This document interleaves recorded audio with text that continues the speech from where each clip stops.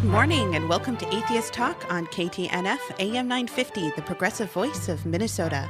Good morning to all of you joining us locally by radio and streaming online. We appreciate you tuning in. Today is Sunday, January 7th, 2018, and I'm your host, Hertzey Hertz. I'm here to talk with Stephanie Svan, Mike Haubrich, and August Berkshire about the 10 years of Atheist Talk. Happy birthday, Atheist Talk! Yay! This is an open conversation, and we welcome and encourage listener interaction with your phone calls to 952-946-6205, your emails to radio@mnatheist.org, or tweet us at @atheisttalk. The phone number is only available when we are live, but you can always email, tweet, or Facebook us, whether we're live or you're listening to the podcast. 10 years ago, a group in Minnesota decided to add their voice to the local radio waves. We've had guests like Richard Dawkins, Andrew Torres, Greta Christina, Suna Jacoby, Marissa Alexa McCool, Amanda Knief, and more. We've gone on through thick and thin. In this time, we've had several people hold the reins, and today I've gathered a few of them to talk about their favorite, least favorite, and funniest moments here on Atheist Talk. A tradition that has followed Atheist Talk is the meeting at Cucumbers, which is this week, so please join us at 10:30. Mike, I think you might be the only one who doesn't show up. Well, I was thinking about flying down or using my transporter, but I couldn't quite get it working this morning. Those things are so buggy. All right, well, Stephanie, Mike, August, good morning, and welcome to Atheist Talk. Good morning, Hertzey. Thanks. Thank you. So, August, I think we'll start with you for a little bit, because how did this whole thing get started, this radio show? Okay, well, this station, KTNF, used to be part of the old Air America network. Some of you might remember that Air America had people like Al Franken, Stephanie Miller, Tom Hartman, Rachel Maddow, Janine Garofalo. So it was a liberal nationwide network of stations. And the Freedom from Religion Foundation in Madison, Wisconsin in 2006 started their Free Thought radio show. And it was carried on a lot of Air America stations, but it was not carried in the Twin Cities. What? So we checked it out, and to have it on this station here would cost money. They would sell the time slot. Freedom from Religion Foundation was getting their show broadcast free on most other Air America stations, so of course they went with the free. But I thought, boy, it would be nice to have an atheist radio show here. Maybe Minnesota Atheists can help raise some money for them, get them on. Maybe we could even, in exchange for having raised some money, get a little portion of their show at the end to promote ourselves. As it turns out, that wouldn't have been possible. It's a very segmented show that they have. There's no way anybody could have tagged on to it. But still, just to even have them on the radio would have been a cool thing. So I was talking to Dan Barker, who's one of the co-presidents of Freedom from Religion Foundation, about this, raising money to try to get them on. He says, well, if you guys are raising the money, why don't you do your own show? And I thought about it, and we have a lot of talent here in Minnesota Atheists. I thought, yeah, why not? Why don't we? So we gathered together a bunch of people and went for it. Awesome. Well, I'm going to start with a very basic question after that. Actually really good history lesson. How did each of you get started and introduced to the radio show? Stephanie, do you want to start? Actually, Mike should start. Oh, Mike should start. He has been with us much longer than I have. All right, Mike? Well, for some odd reason, August, without ever having hear me on the radio at all, thought that I might have a nice radio voice, and he asked me to see if I wanted to do it. As a host, because Bjorn Watman was doing it just on a fill-in basis until we found a more permanent host. And so he asked me, and I thought, well, that'd be kind of exciting to try it out. And so I came in, sat in on a show while Bjorn hosted, and then I said, well, yeah, I can do that. And so I agreed to be the host for a while. And I'd been listening to it since its session, and probably one of the few callers in the call-in portion of the show. So I was glad to do it. Awesome. And then a couple of years later, Mike came to me and was like, you have a good voice. I think he might have been at that point a little tired of doing as much of it as he was himself, because we do have to get up on Sunday mornings when we would otherwise be sleeping in and do it. So I started hosting, and then every once in a while doing an interview, and these days I mostly interview when I do it. Nice. Well, actually, these days you mostly have me on to talk about something else, but that's okay. We'll get back to interviewing. August? Well, I had heard of, Free Thought Radio, and I had heard of the Air America Network. So put the two together, and, Freedom from Religion Foundation didn't work, but I think I might have even been president of Minnesota Atheists at the time. And I just asked around, and who wants to go for this, and we did. Nice. We've had a lot of people over the years do some very important roles. I don't know if this is a high burnout position, but Bruce Honigford started out. Then we had Bjorn Watland, Carl Hancock, Mike Haubrich, Stephanie Svan, and Brianne Bilyeu, Hertzey Hertz. Hopefully you don't burn out anytime soon. I haven't yet. Maddie Love has done a lot of great stuff for us. Yes. Hi, Maddie.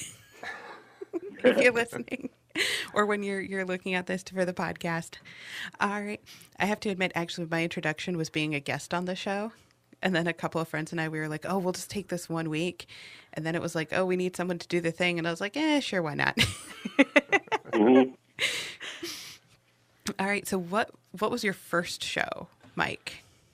The first show that I did as an interviewer was I decided it'd be kind of fun to do a promotion for the Beagle Project, which was a project to raise funds for the anniversary of the 150th anniversary of the publication of On the Origin of the Species. And Karen and Peter from that project agreed to be on the show to talk about it. And one of the interesting things about it is that up until that point, we had generally had 2 topics per show because we thought that maybe it was kind of boring to talk about the same topic for about an hour. How do you keep guests going for that long? And so I broke it up. I had Peter on for the first segment of the show and Karen for the second segment of the show. And it worked out really well. It turned out to be a pretty good show, I thought.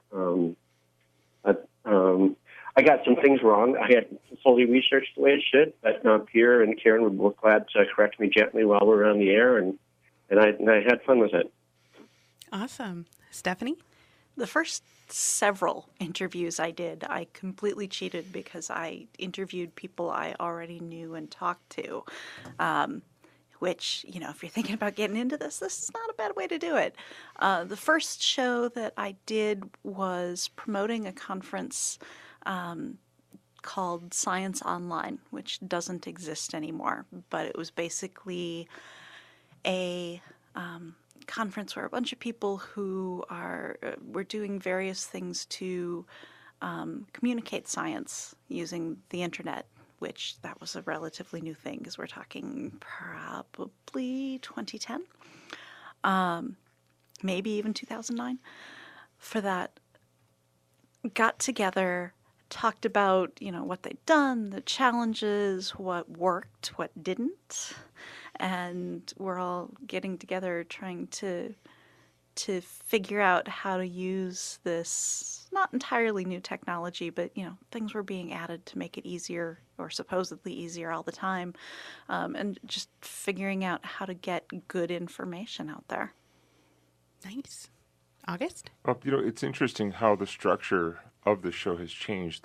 The first show we envisioned, and we did it this way, there were going to be different segments. The first segment was going to be current events, typically political things happening in separation of state and church. Then we were going to have a moment of science, and that was by P.Z. Myers. And then we had some atheist history. I forget, it might have been like Ingersoll. I forget who it was in the first show. And then all of that was in the first half hour. And the second half hour was the guest, a speaker. And we got, our member Christine Harley got us Richard Dawkins for our very first guest. And we were able to parlay that into a lot of publicity to get the show up and running. Well, as it turns out, it was getting harder and harder to do those segments, and they were expanding to take up the time. So then, as Mike said, we dropped the segments and just went to 2 guests, one in each half-hour segment. And then finally, we just kind of had the format we do now is 1 guest for the whole show. Wait, and, we have a format? And especially, we used to have the whole hour to ourselves. Now we're still paying for this time slot, and we subcontract or sell the last segment to American atheists, who are very nice to help us pay the bills. And you should all become members of American Atheists at atheist.org. All right. So we've got about a minute and a half. What is your favorite role, Mike? I think being the interviewer was my favorite role, because that would take a little bit of the pressure off, believe it or not. The host has to kind of watch and interrupt people at breaks and stuff like that, and kind of keep an eye on the time. But when you're interviewing, you're just kind of having a conversation with somebody about something that topic that you find interesting, and hopefully you come up with questions that people in the audience would like you to ask. But that's what I enjoyed the most, is being the interviewer. Stephanie? For me, it's definitely been interviewing people who have never been interviewed before. So getting people out there who don't do a ton of media appearances, and kind of getting them used to the idea that they have things to say, and helping them get their message out there, and calming all of those nerves that somebody who's never been on the radio before has. That part's just, so I guess, developing voices for me. Nice. August, we will get back to you in just a moment. Please stay with us through the break, and we'll return to Atheist Talk with Stephanie, Mike, and August. I'm Hertzey Hertz, and you're listening to AM 950 KTNF, the progressive voice of Minnesota.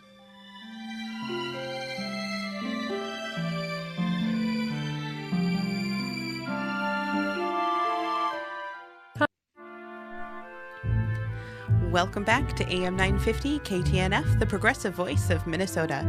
You're tuned in to Atheist Talk, and I'm your host, Hertzey Hertz, and I'm having a great conversation with Stephanie, Mike, and August. Before we get back, however, I want to remind everyone listening that immediately following this program, you can listen to American Atheist Viewpoint, an official production from American Atheists.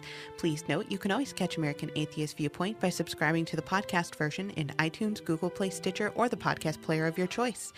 As for the here and now, if you'd like to get involved in the conversation with Stephanie, Mike, and August, you can call us at 952-946-6205, email us at radio@mnatheist.org, or tweet us at Atheist Talk, or check out our Facebook, Atheist Talk.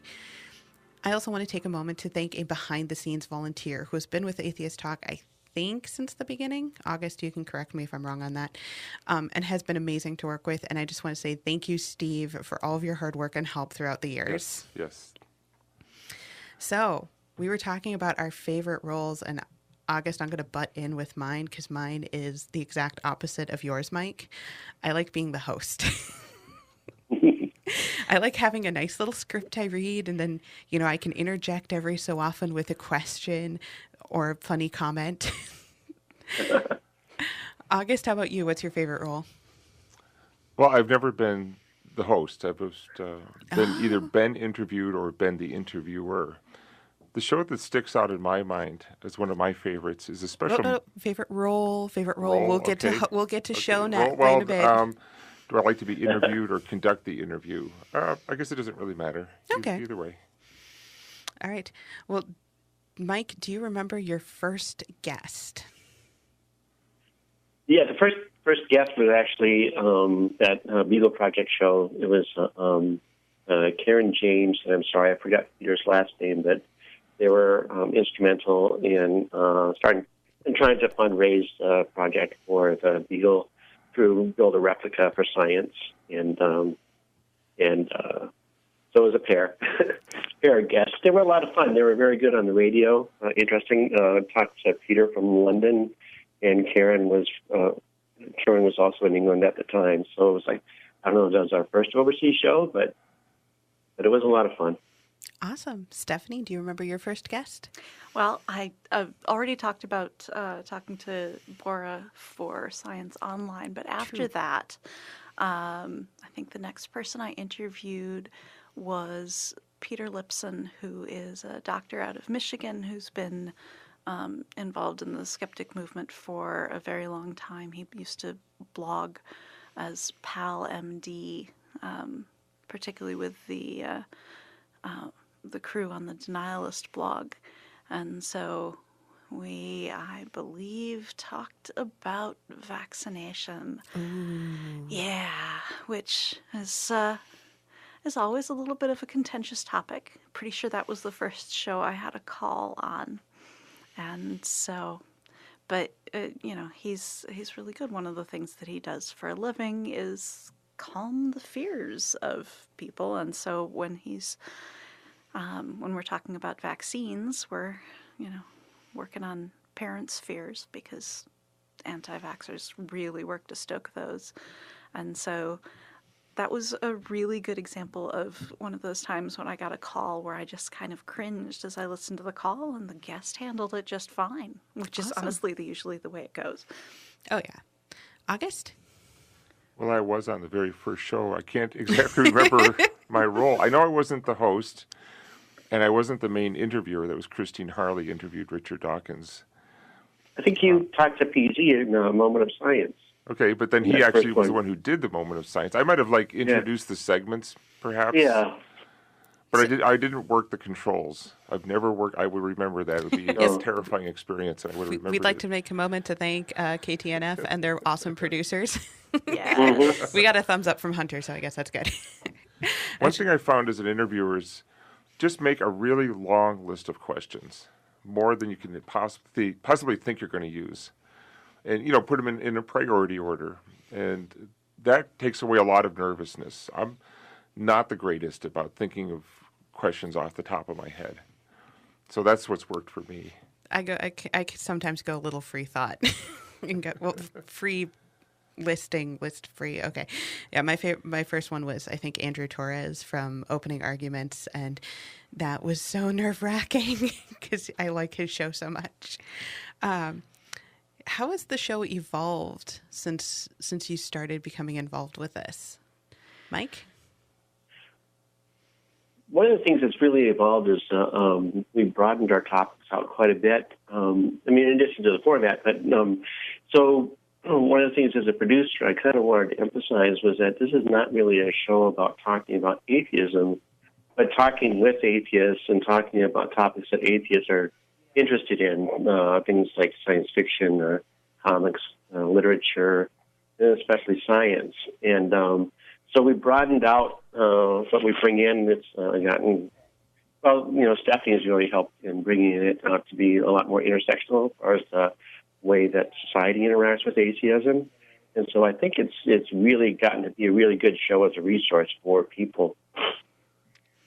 Stephanie or August? Yeah. Well, for a while, one of our major sponsors was the Humanists of Minnesota, and a lot of interviews were conducted by Scott Lohman. And one of the conditions, which we happily agreed to, of having them be a major sponsor was we would have humanist topics. We wouldn't just talk about, killing God. How often can you do that? So we were broadening ourselves into secular humanism by bringing them in. But it's a direction we were headed anyway, and it's a direction we still have. I think the one that really stands out for me is that we have managed to become less celebrity-driven over time, which I really appreciate. As I said, I tried to bring in a lot of people who hadn't necessarily ever been interviewed before. For me, it was a lot of activists who were working on various projects that I felt were, in need of promotion.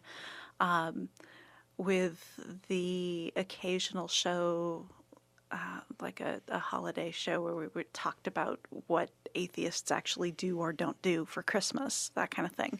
Kind of like the War on Christmas we had right. a couple weeks ago. And you have really taken that since you've taken over and done a lot more of that kind of show where it's atheists just kind of having more casual conversation with each other.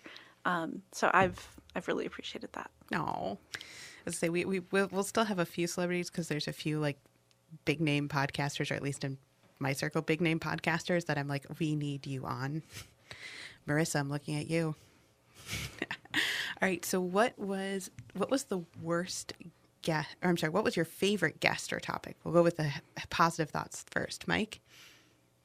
Well, I kind of did this with a little bit of a motivation, and I had a show about Camp Quest on there. Yay. Part of the reason, was because my son was heavily involved in Camp Quest. I wanted to give him a chance to be on the radio. And so we did Camp Quest, and it was kind of interesting because he was there talking about some of the things that go on in the cabins and stuff like that. While he was describing something that was, he said, and kind of looked at me like, should I be talking about this in front of my dad? So we're actually going to have to come back to answer the rest of those questions, and we'll return with our guests, Stephanie, Mike, and August, right after the break. Please stay with us. I'm Hertzey Hertz, and you're listening to Atheist Talk on KTNF, AM 950.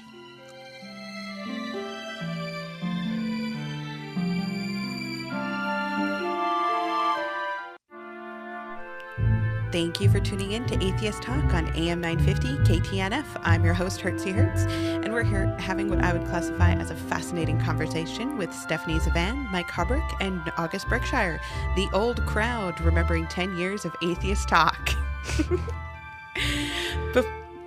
I'm just feeling a little ancient. Go on.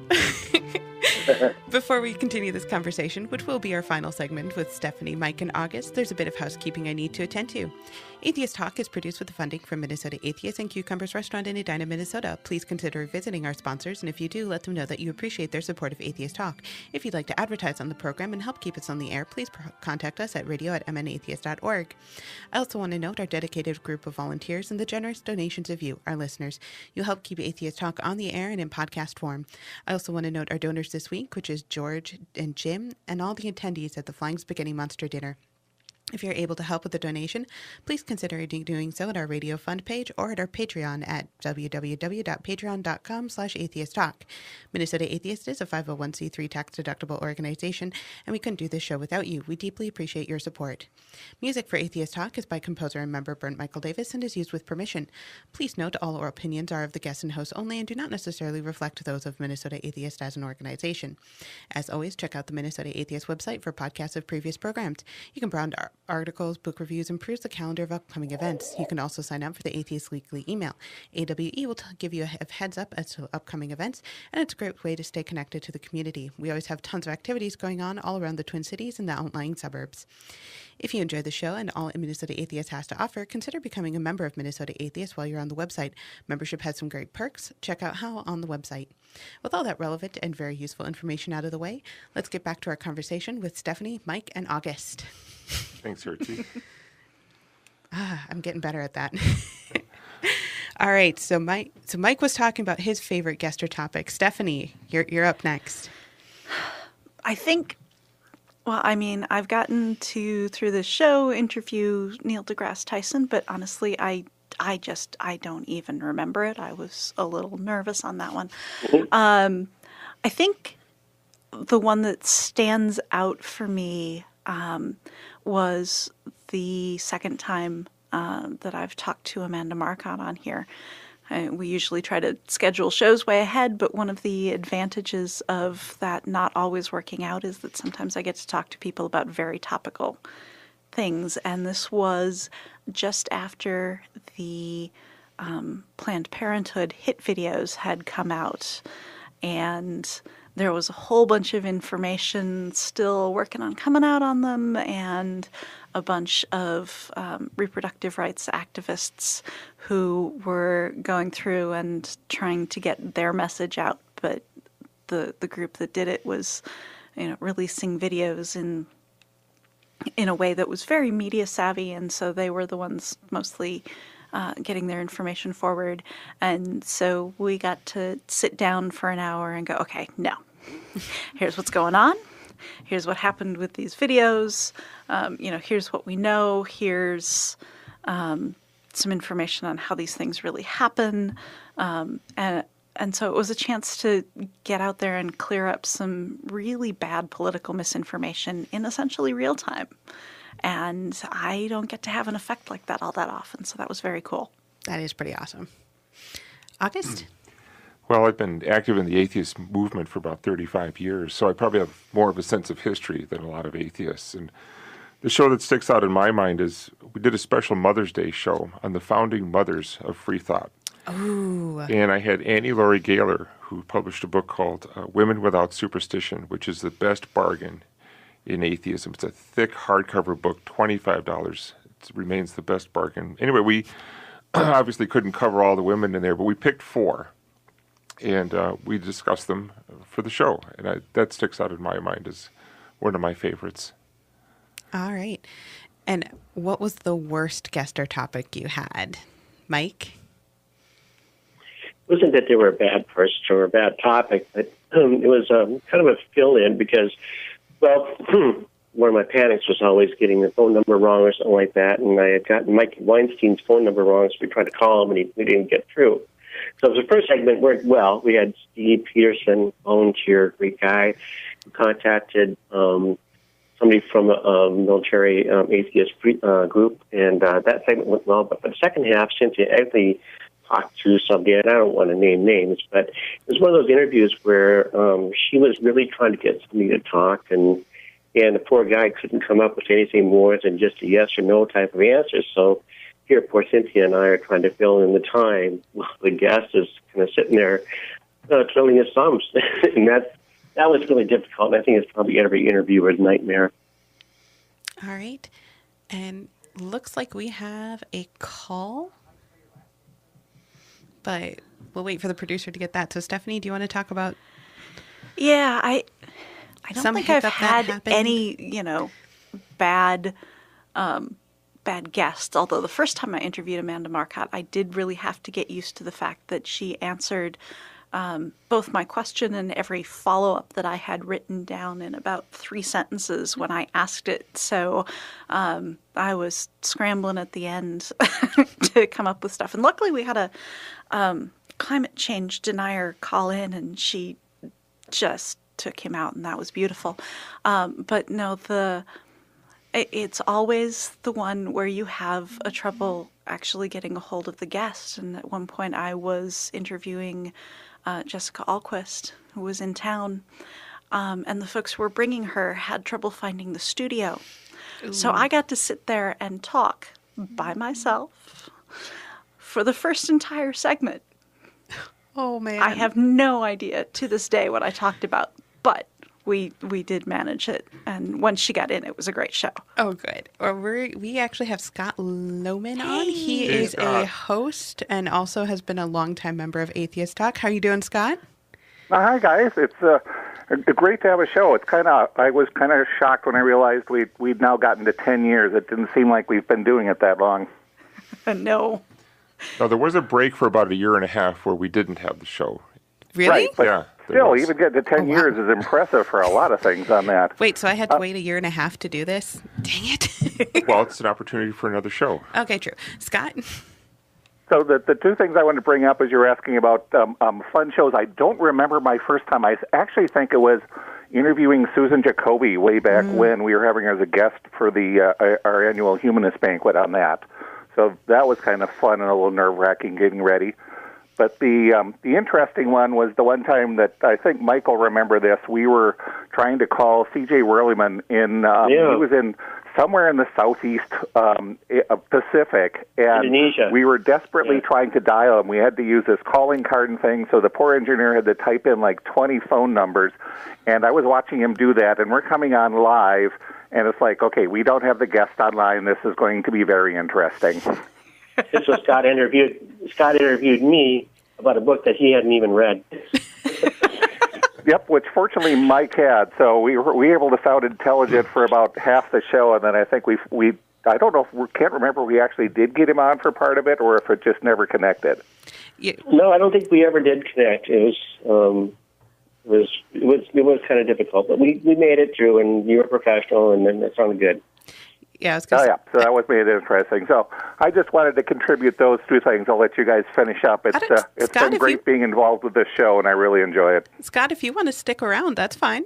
Okay, I will do that. Awesome, because I was going to say my moment of scariness was with Maddie Love, and she and I were going to be talking to Sherry. Oh, who's the artist, the musician? Shelley Siegel. Shelley Siegel, thank you. Her name always. Oh, nice. Yeah, well, unfortunately, there was a there's some kind of hiccup with the number, and I can't remember exactly what happened. And so this was the first time Maddie and I had ever met in person.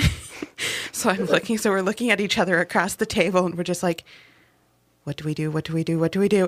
We ended up talking about Star Wars and diversity for 2/2 of the show, or for 2/3. I think Scott Lohman, who's on the line with us, is the only one out of all of us that had any sort of radio background at all. And it really shows. I think, Scott, you're the best cold interviewer. You could have any guest, and as Mike was saying, you could know nothing about the topic, but you can keep it rolling by asking really good questions off the top of your head. So I really commend you for that. Oh, thanks, August. Well, it comes my day job is customer service, so I'm a professional at asking questions on that. But yeah, that's one thing is I do think about things. But so I've always discovered that my favorite thing is when I'll think about questions, so I know a number I'm going to ask, but is getting an answer from a question that comes up from the answer of the guest and getting the best answer of the show. Yeah. All right. So my next question is going to be, how do you think the show has benefited the atheist community? Mike, you want to go first? Yeah, I'd like to do that. It's done a lot, especially in the Twin Cities area, but it's done a lot in allowing people to know about the Minnesota Atheists as a place where people in Twin Cities who might think that they're kind of by themselves as atheists to connect with a group. I know that there are a few people that started coming to atheist meetings, but it also broadens the experience that non-atheists have with us, learning more about us, understanding us a little bit better, and realizing that we don't just sit around talking about nothing just because we don't believe in God, that we are fully realized and whole people. So I think it's a great benefit. Stephanie? I think in addition to that, one of the things that we've done really well is, and the humanists are part of that, is really keeping the topics broad. We haven't killed God on every radio show, and we have gone beyond just talking about science, which is the first way that atheism tends to broaden out its topics. So we have, we've talked about the impact on culture, we've talked about the impact on politics, and so I think we've really helped to kind of define what atheism is. Well, what I really like about the show is we're not just atheists talking to ourselves, that you can be driving in your car or at home, spinning the dial and come across a live atheist radio show. Just the general public can stumble onto us and learn more about atheism. Even the Freedom from Religion show, Free Thought Today, Freedom from Religion Foundation, their show's not live. Ours is live. I don't know if we're the only live radio show, but we're one of the very few. We're one of the few. But I think we're the only one in Minnesota. And it's interesting, people tune into us either streaming us live or podcast afterwards from all over the world. We once had a woman, a researcher in Antarctica who listened to our show. We have been on all 7 continents. That is awesome. Yes. Hey, Scott, can you stick on the air after the show? But I think Hertzey probably needs to take us out. Well, if you can do it in 39 seconds. Well, the cool thing for me is that as a humanist, most people don't know what we are. So the great thing that with the show has been able to explain a lot about humanism. I've had a number of great guests from the AHA and other humanists, and so it's been great to get that out so people can explore more on what humanism is. Awesome. Well, thank you, everybody. For those who are patient, we are going to be doing a Patreon-only segment after this. Thank you so much, and have a wonderful day.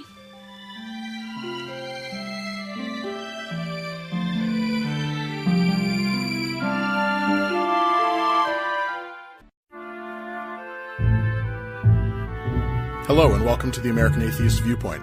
I'm Nick Fish, National Program Director for American Atheists, and thank you as always for joining us.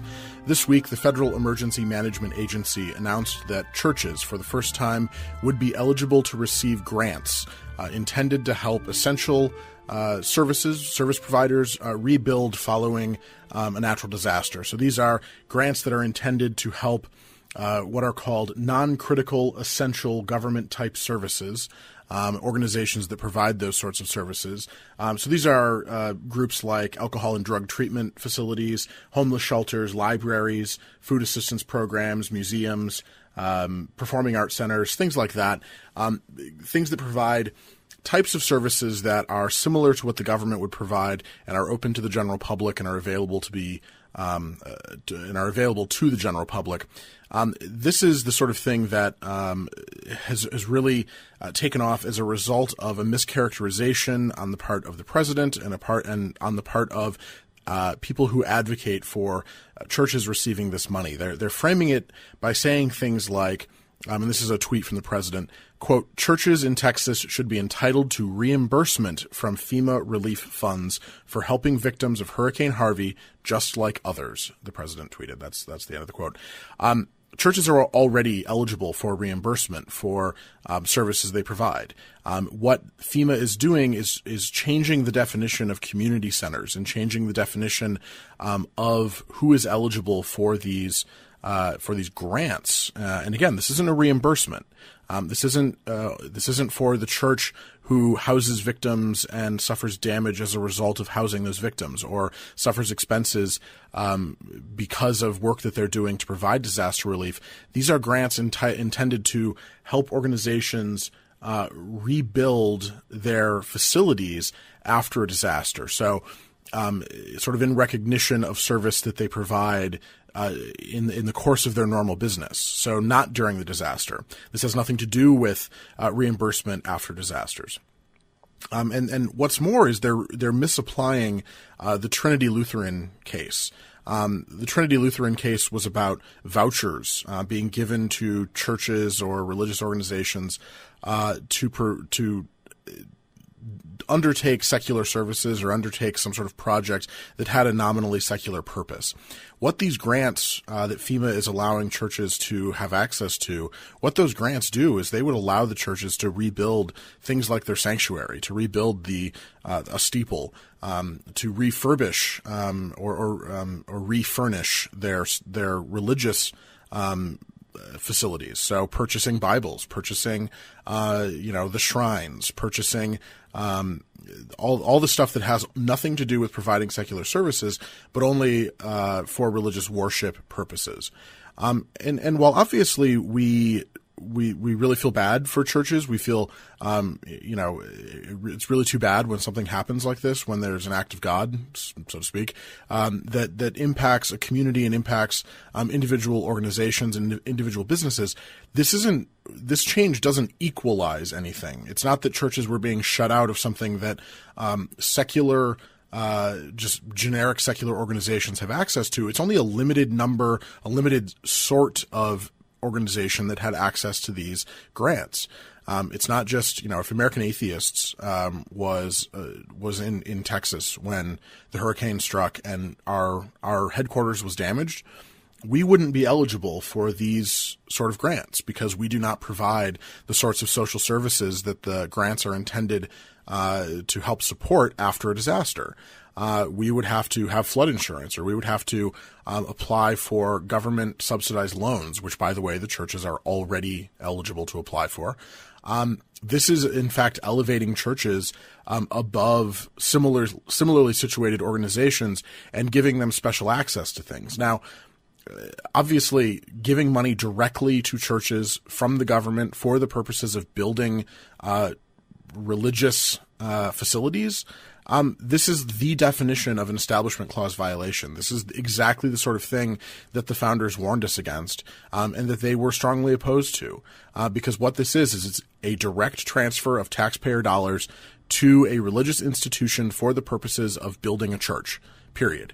It has nothing to do with building, if they have a homeless shelter, they would have been eligible already to use federal funding to help to reimburse for the expenses they have there.